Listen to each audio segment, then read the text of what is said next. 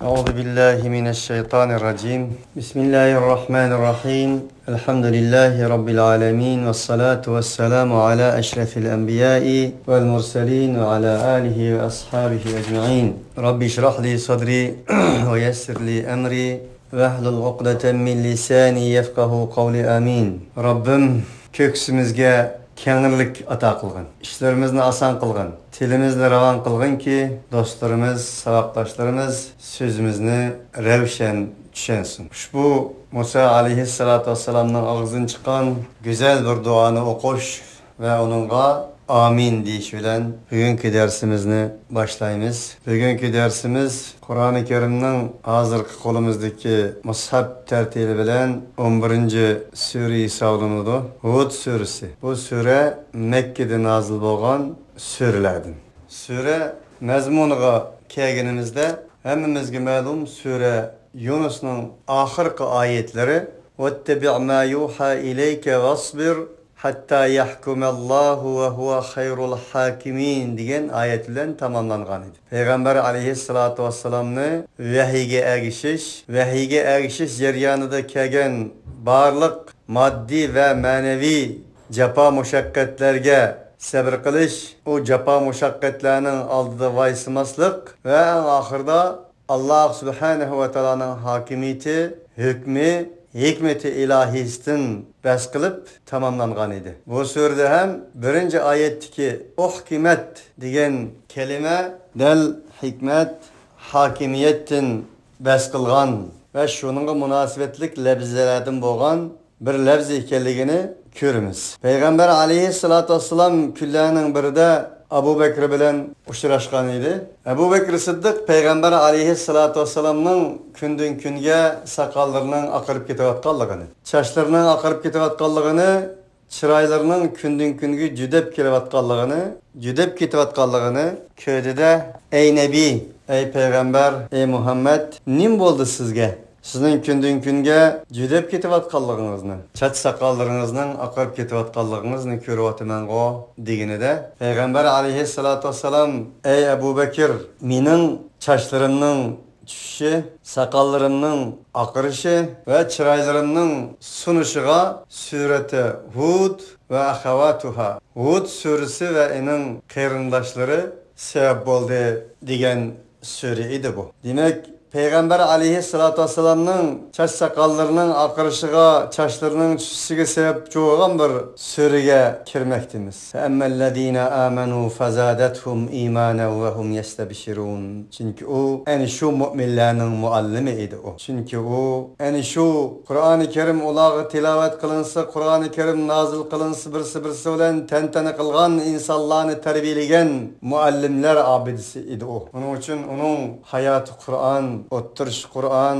turuş Kur'an, hareketi Kur'an, sözü Kur'an, közü Kur'an, özü Kur'an, özü menip yürgen bir Kur'an idi. Allah bir qancha yerde ulu Peygamberimiz Muhammed aleyhissalatu vesselam'ның Kur'an-ı Kerim'ni başkalarının anılmağanlıqıdın. Kur'an-ı Kerim'ni Resulullah başkalar anılmağanlığı için men layıkıda anıltanmağan demem yaki. Men Kur'an-ı Kerim'ne hakkını beremmigen demem yaki. Diyen asasta yüreklerinin partlap ketkenligini, Resulullah'ın yüreklerinin par bolap ketkenligini zikir kıldıklar. Bu sure hem ulu Peygamberimiz Muhammed Aleyhisselatü Vesselam'ın çıraylarının sunuşu sebepçi olan bir sure ekenligini Resulullah takitlemek. Ama maalesef bugün günde Kur'an tilavet kılınsa, Kur'an ilmi, Kur'an malumatı, Kur'an tefsiri, Kur'an şerisi verilse, başlarının tükülür düşüş, sakalları akırış, uyak tutulsun, bir tal tükümü tevrimigen. Hiç yerge bir çüğün kongan dekin bomgan bir Müslümanlar dünyası yaşamaktımız. Sizning ve bizning Allah bilen boğan alakımız, Kur'an bilen boğan alakımızla bağlı. Siz bilen bizning Allah aldığı kadir kıymetimiz, Kur'an-ı Kerim bilen boğan münasebetimizdeki kadir kıymetimizin ne kadar ve kandak ve kançılık hikayeliği bağlıktır. Şunu bu sureni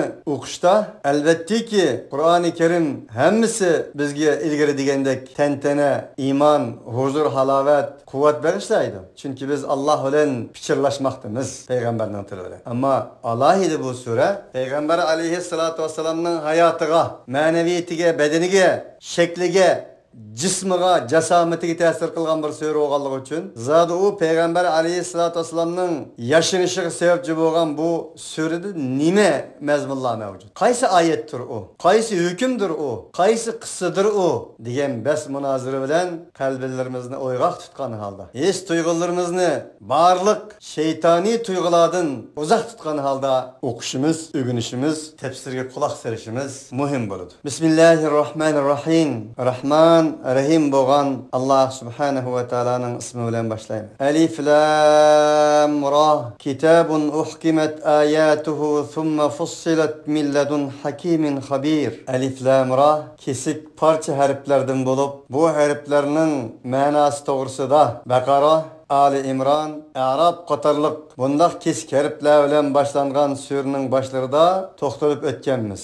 Yanalam shuni deymizki, buning ma'nosi Hazrat Abu Bakr Siddiq radhiyallohu anhuning deganidek, har bir kitobning siri bordir. Qur'oni Karimning sirlari huruf-u muqattaatlardir deganiga qanoat qilamiz. Shundaqla har bir huruf-u muqattaatlardagi harflar boshdan deb o'tganimizdek, ey insonlik, qara, Alloh subhanahu va taolo bir narsani muqaddas qilsa, Alloh taolo bir narsaning muqaddas ekanligiga mudohala qilsa, insonlar yer sharida özleri işletken, özleri icat kılgan harfke Allah asmandan, kökten, üstünki kavettin ma'na bag'ishlaydi. Qur'oni Karimning harflari insonlar tarafidan ijod qilingan harf bo'lgan bo'lsa-mu, uningga bag'ishlangan ma'no ilohiy tarafdan kelgan, ustun qavat tarafdan kelgan bir ma'nodir. Undaq Qur'oni Karimning bir beshi yerda, ening bir beshi osmonda, uning bir beshi insonda, bir beshi Allohda. Uning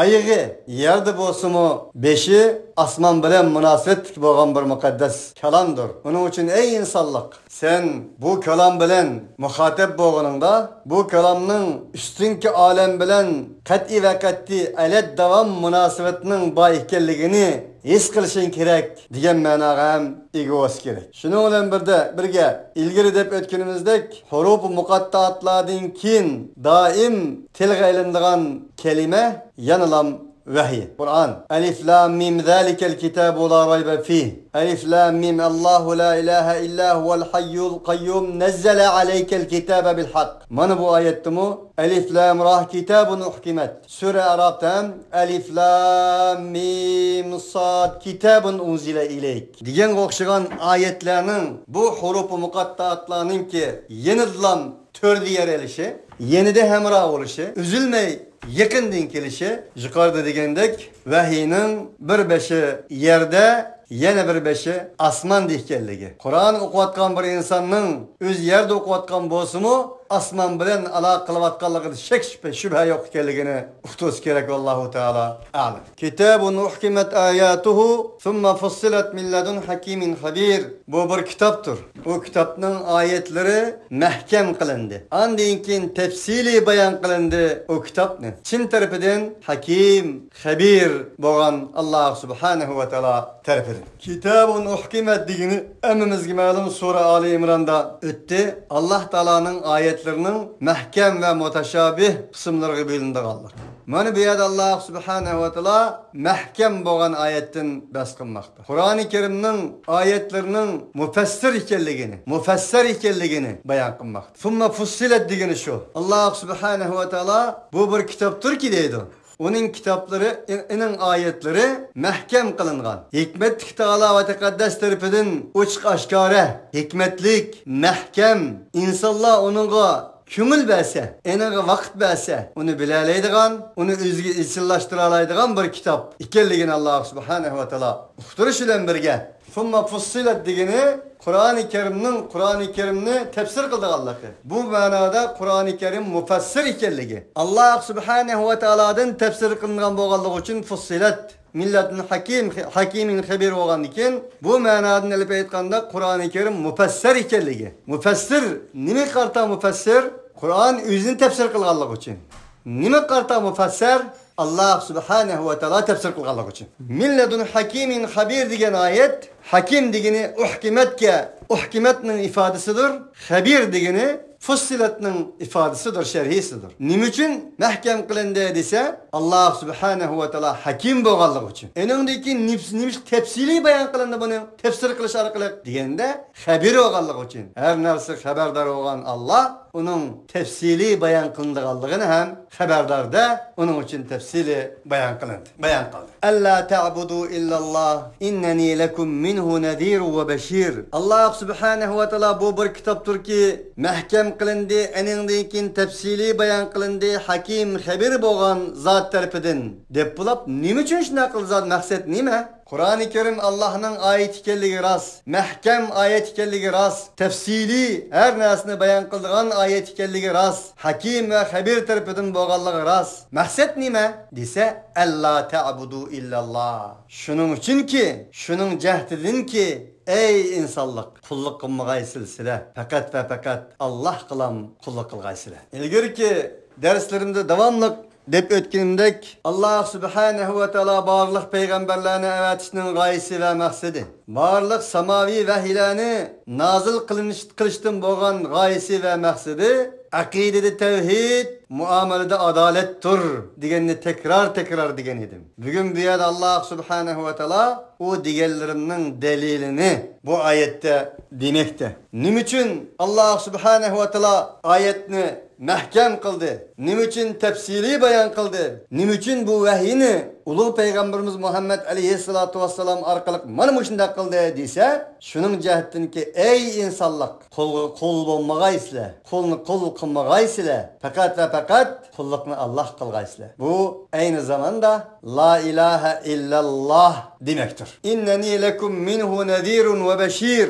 Jazman man ey insonlar, sizlarga nisbatan u xabir va hakim taala va taqaddas tarafidan bo'lgan ogohlantiruvchidirman va bisharatchidirman. Cennet bilan bisharat bergichi, davzax bilan ogohlantiruvchi, tavhid bilan bisharat bergichi, shirkdan ogohlantiruvchi, haq bilan bisharat bergichi, batildan ogohlantiruvchi, Qur'on bilan bisharat bergichi, boshqa Qur'ondan boshqa roman, Qur'ondan boshqa mahluqotlarning kitobiy va maqoli adabiyot she'riyatlari va hokazolardan ogohlantiruvchi bir peygamberman. Kur'an'ın maksidi del şu. Ve en istagfiru rabbakum thumma tubu iley. Ve yana niçin bu Kur'an-ı Kerim'nin ayeti hakim ve habir ta'ala ve tekaddes tarafından hikmet kılındı ve tefsili bayan kılındı degende ikinci maksidi şu. Birinci maksidi tevhid. İkinci enin şahçı maksatları şu ki ve en istagfiru rabbakum. Şunun cihetin ki sizler Allah subhanahu ve ta'ala'ya mağfiret talep kılgaysızlar. Sizlerinin Rabbinligi. Andın ki o Allah subhanahu ve ta'ala'ya tövbe kılgaysızlar. Allah subhanahu ve ta'ala bu ayet arkalı kullukның neden başlandıqallıqı, ubudiyetning neden başlandıqallıqı, tevhidning neden başlanıp şirkten qandaq qaçdıqallıqı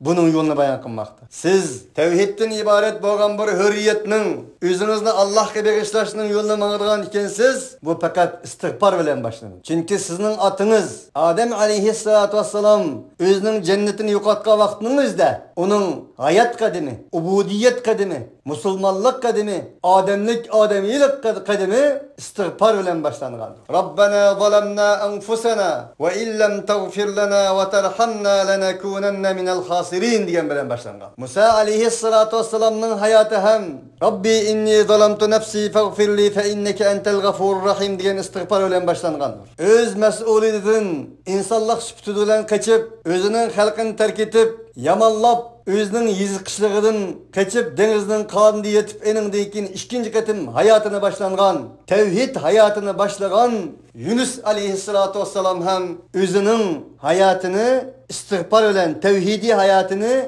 tövbe ve istigfar ile başlangandır. İz ebeka ilel fulkil meşhun fesaheme fekâne minel mudhadin feltekemehu'l hutu ve huve mulim فلولا أنه كان من المسبحين للبث في بطنه إلى يوم يبعثون. Allah bunun hayatını Yunus aleyhissalatu vesselam'ın hayatını bizge şunda uqturdu ki o öz vaqtida kemiğe çıkıp özünün hocasından kaçkan kolga o'xshash kaçtı. O deniz sahilde ketayotganning o'zida qissada bayon qilingandak uni dengizga etilish, cheki chiqqandan keyin o'zining iqrori bilan dengizga etildi.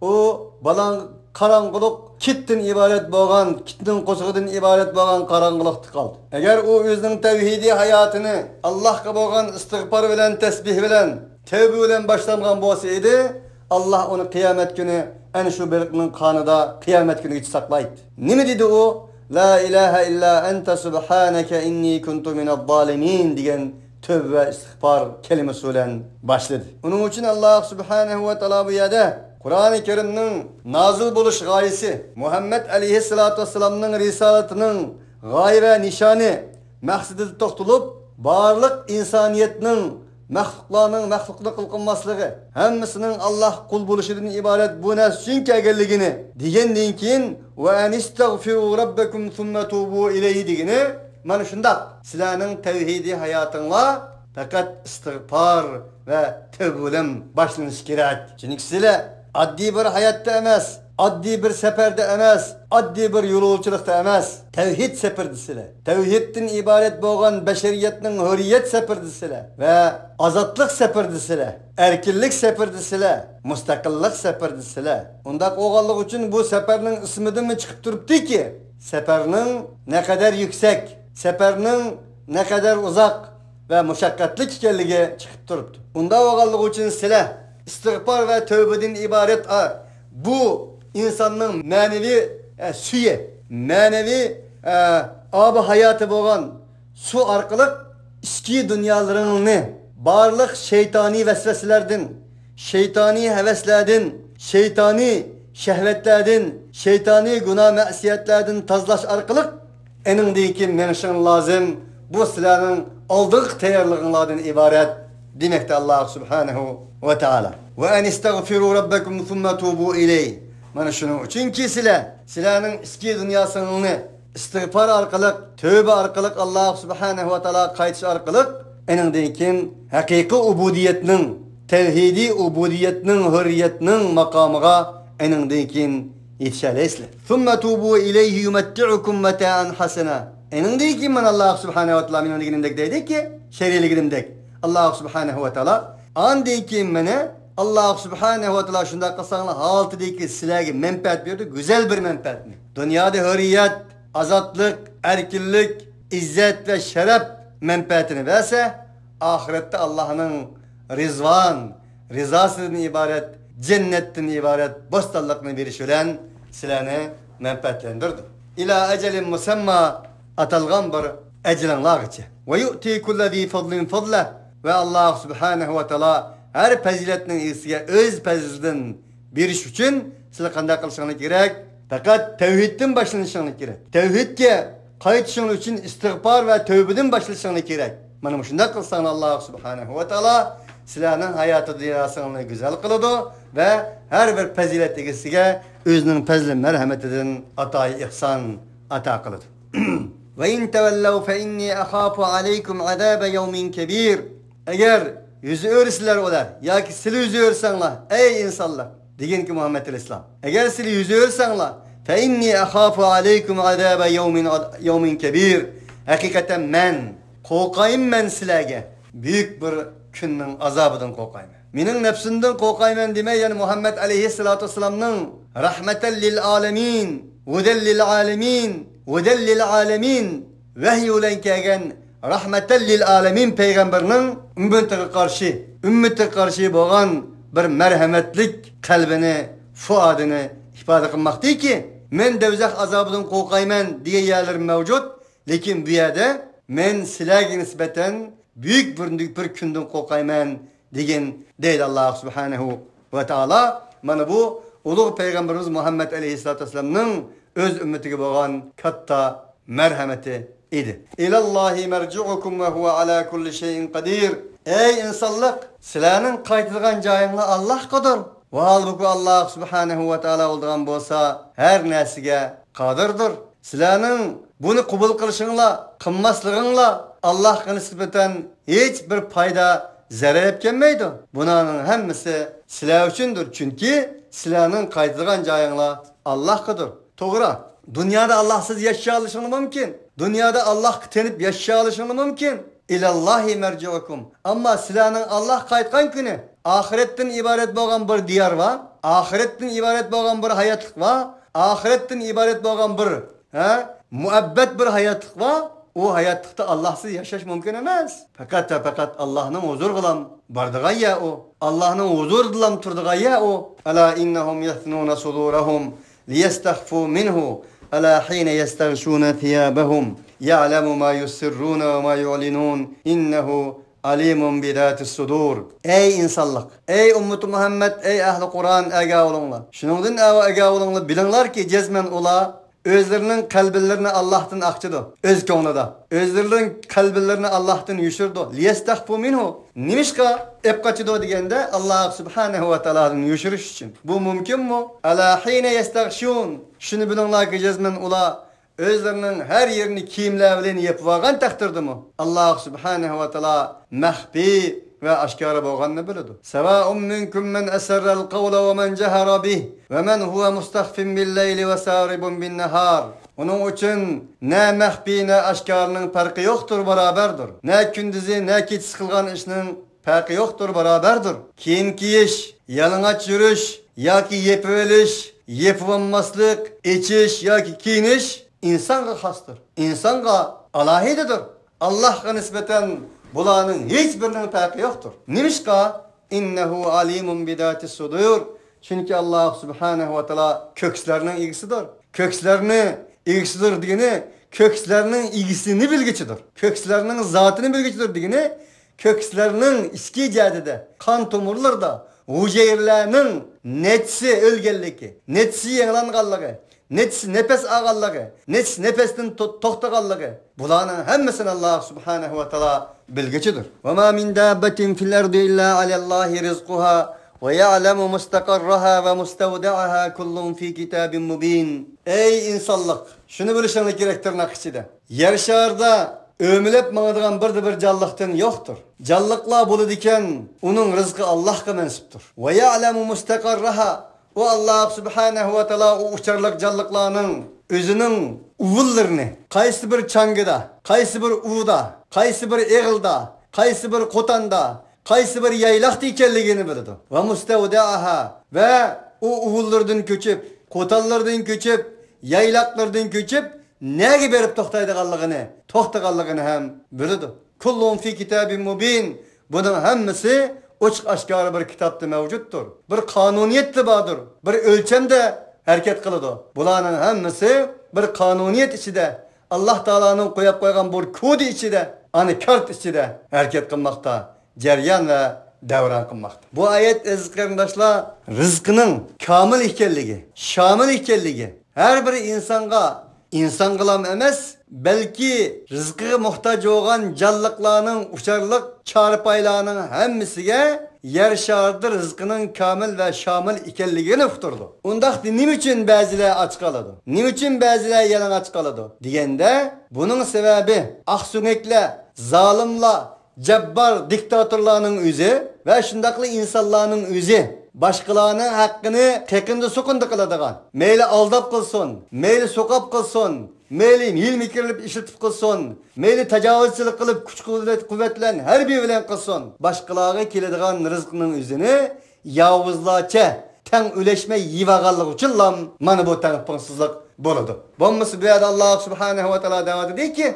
rızk. Hemmenin rızkı Allah'a mensuptur. Peygamber aleyhissalatü vesselam'ın bir hediyesi de mevcut. Hemmizge malum. Ey insanlık! Sile, huddi, hayvallarının, çağrıpaylarının tevekkül kılgınıdek hakiki Allah subhanehu ve ta'ala'ya tevekkül kılalısanlı idi. Hayvallarının dançılları, rızkılları kanda ağzı kegen bolsa, silenin aldığınlığını şunu dahil etti. Lakin o bir kanuniyet idi. Allah çağrıpaylarınınkini, uçarlıklarınınkini üzü kündülük tepi yeydigan, ula Allah tevekkül kılgan dinkin, ulanın ağızlılığı rızk kilip yedidigan, kilip tigidigan kanuniyetini uğurlaştırgan bolsa Allah, insanlığa ve elleyse lil insani illa ma sa'a ve enne sa'yahu sevfe yura. İnsanlığa nispeten ulanın kançlık sayı koş kılsa, kançlık tirsa, şu tırışkanlığın tepiştiğine ibaret boğan, o kanuniyetle Allah subhanehu ve ta'ala bikitti. Yani Allah Teala bir ayette dedi ki, وَكَأَيِّ مِنْ دَابَّةٍ لَا تَحْمِلُ رِزْقَهَا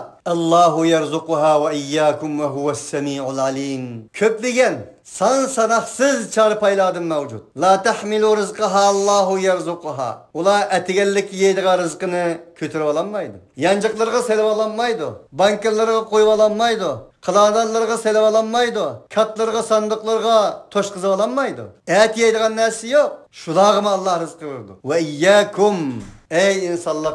Silagim Allah subhanahu wa ta'ala rızkı verdi. Onun için bugünkü gündeki rızklarının tanfuzluğunu için degende rızkının mevcudiyeti Allah subhanahu wa ta'ala kısıp koyganlığı. Yeterlik beğenmegenliginden emas, aç göz yalmavuzlarının, aç göz diktatörlerinin, tacavuzçılarının, şahsiyetçilerinin başkaları bilen üleşmegenligi, başkalarının hakkını tacavuz kılganlığı, minin itibarganlığı uçurlar, mana şundaq tanfuzsuzluk oturup koyulmakta. Cehanni selbasar terette bularmış işeknin gemi helepte. Eğer sen Müslüman balısı olsan, yaşıma işektek şahsi telepte. Onun için insanlığı aç boğan bolsa birnan bilen bir vaqtlık tamak bilen toygazgal olurdu. Ama ruhi aç boğan bolsa, açlık kisili giripta boğan bolsa, o insanla dünyanı belsen yana toymaydı. Bugün gündeki insaniyet dünyası, siyaset dünyası, Müslümanlar dünyası şunun içinde hem delmiş kiseli girta olgandır. Nimi kiseli o? Ekonomiye, iktisat kirzis kiseli, ruhi açar varlık kiseli, ruhi ebgalık kiseli. Onun için bulan toyguzanma vaktimiz. Hiç kayısı toymaslık, toymağlık bulanın. Elhâkumut tekâthur,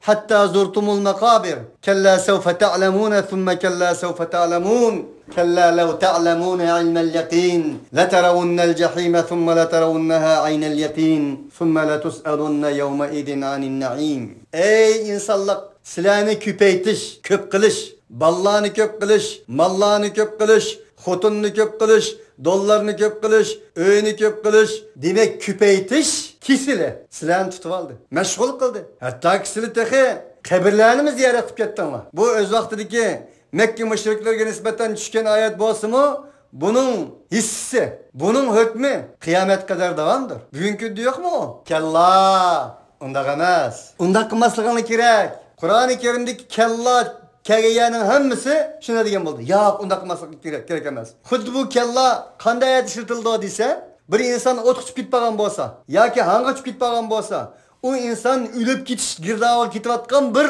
hangning yoki bir xatarlik takdirning ustiga jumlab ketpagan vaqtning o'zida oy deb ketamiz go biz. Shunga o'xshash yerga keladigan kelimalar bu. Shuning uchun Alloh yo'q, kalla unda qilmanglar. Unda qilmasliging kerak. Law ta'lamun pat fursatda bilasizlar.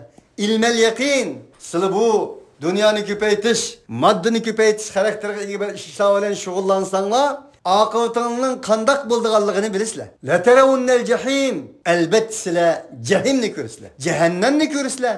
Demek bu işin olan meşgul olsanlar cehennemni ko'rasizlar degani do'zaxni ko'rasizlar. Belki cehennemden burun yaşavatgan hayatını, dünyasını cehennemnin zindanıga örüp alasizlar. Özgertelaysizlar. Thumma la tarawunnaha aynal yaqin. Andinkin köz aldığında hem narsani ko'rasizlar. Reallikni ko'rasizlar. Thumma la tus'alunna yawma idin anin na'im. Enindinkin sizlar pat fursatda albatta bu nimetlarning hammasidan Allohning oldida mas'uliyatga tatırısılar. Onun için Allah subhanahu ve teala sizler bilen bizni Allah'ın razzak ekanligini Allah bizi qanday tunishtirgan bolsa, rizqning kayfiyatini Allah subhanahu ve teala qanday tunishtirgan bolsa, shu paytda tunishqa va shunday amal qilishqa Allah subhanahu ve teala muvaffaq qilsin. Allah subhanahu ve teala sizler bilen bizni elhakumut takassur'dagi faxrlanish, ko'paytish, ko'p tutqisi, ruhiy ebgalik, materializmchilik tutqisidan iborat bu tutqilardan, bu nicasetlik manevi kesellerden, bakteriyalik kesellerden Allah subhanahu ve teala sizlerle bizni uzak kılsın. Ve huvellezî halakas semâvâti vel arda fi sitteti eyyâmin ve kâne arşuhu alel mâ'i liyebluvakum eyyukum ahsenu amela. Ve Allah şunda kudretli zat ki asmallarını yarattı. Zeminlerini 6 baskışta 6 günde yarattı. Halbuki Allah subhanahu ve teala'nın elsiz sonun üstünde boğan idi. Nim için Allah subhanahu yarattı dese liyebluvakum eyyukum ahsenu amela. Silahın kaysınlar emel cihette emel salih güzel emel kılsınlar. Tebârekellezî biyedihil mulk ve huve alâ kulli şeyin kadir.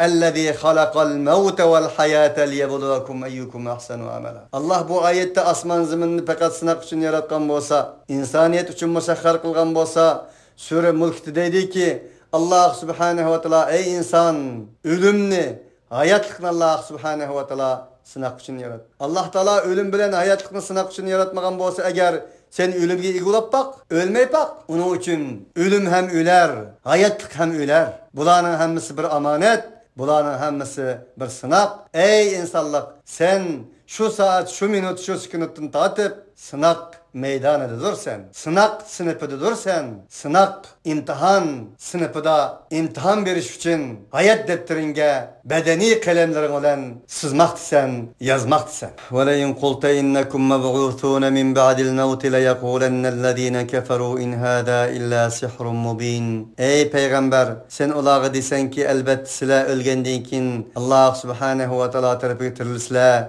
desen, elbette deydi ki kafir olan insanlar in hada illa sihrun mubin. O bizning ko'zimizni bo'yayotamdi ya, ochiq oshkora bir sehridir bu deydi. Wa la in akharna anhumul azaba ila ummatin ma'dudatin la yaqulanna ma yahbisu. Agar biz ularga azobni kechiktirsak, bir ma'lum bo'lgan bir ummatga yoki ummat zaman vaqt ma'nosida kim keldi? Vaqt bir muddatgacha ma'lum bir muddatgacha ularga azobni kechiktirganimizda ular albatta deydi ki, "Voy, nima to'xtab qo'ydi bu? Dunyoning davronlari bizga keldigan azob badati qani bu?" deb mushunda zang'iliq qilish. Ala yawma ya'tihim laysa masrufan anhum. Bilinglarki, o azab bir kuni keladi. To'xtab qolgani yo'q. Laysa masrufan anhum. Sizlarni ondan qutulduğucha qaytarilmoqchi yo'q. Va haqa bihim ma kanu bihi yastahzi'un. Shti ularga anda bir narsaki bo'lgan edilar, ular shu narsani zang'liq qiladigan. Demak, ular zang'liq qilgan narsa ularning beshiga keladi.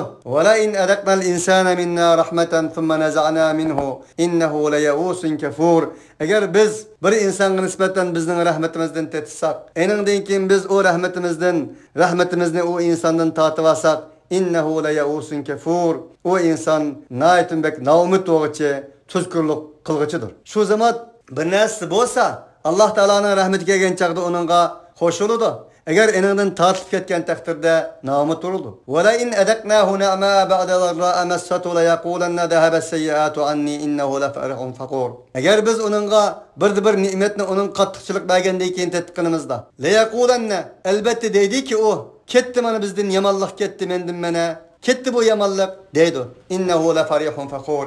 Albatta jazman u nayt faxrlangichi bir xo'sho'g'chi insondir. Alloh subhanahu va taolo bu oyatda kafir bo'lgan, meydansız bo'lgan insonning, inkarchi bo'lgan insonning tutumuning yo'q ekanligini, ening xarakterining bir tutamsiz ekanligini, betmaqam bir inson ekanligini uqtirdi. Ularga bir narsa bergan kuni shunda xo'shib ketadigan, o'zini tutolmaydigan.